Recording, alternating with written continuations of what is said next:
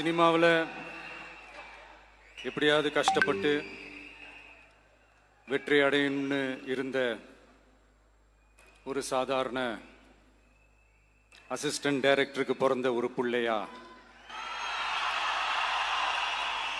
எனக்கும் வாழ்க்கையில் வறுமைனா என்னன்னு எனக்கு நல்லாவே தெரியும்,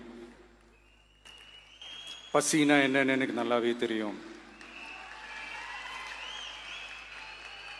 நான் ஒன்றும் பெரிய மன்னர் பரம்பரையிலிருந்துலாம் வந்துடல. உங்களை மாதிரி தான், உங்களில் ஒருத்த மாதிரி தான், உங்க குடும்பத்தில் ஒருத்த மாதிரி தான், உங்க புள்ள மாதிரி தான், உங்க மகன் மாதிரி தான், உங்க அண்ணன் மாதிரி தான், உங்க தம்பி மாதிரி தான்.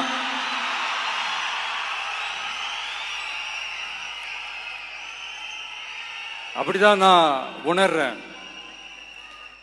நீங்களும் என்ன அப்படி நினைச்சதுனால தான் சினிமாவில் எனக்கு ஒரு மிகப்பெரிய ஒரு இடத்த ஒன்று கொடுத்தீங்க. இப்போ அதையெல்லாம் விட்டுட்டு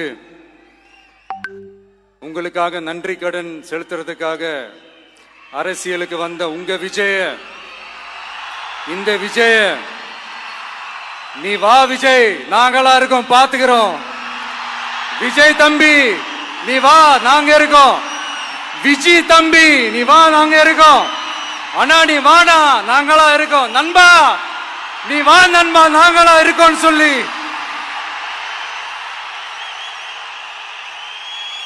அவ்வளவு அன்பா, அவ்வளவு உறவா என்ன ஏத்துக்கிட்டீங்க.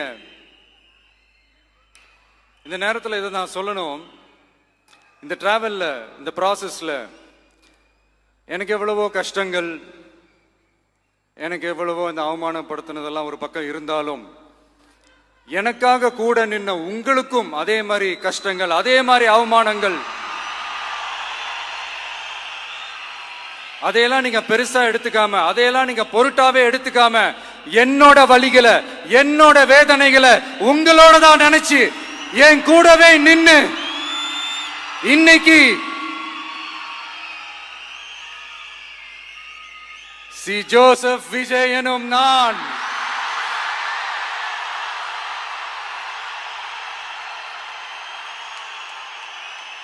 அதை உண்மையாக்கி இருக்கிறீங்க. உண்மையிலே எனக்கு என்ன சொல்றதுன்னு எனக்கு தெரியல.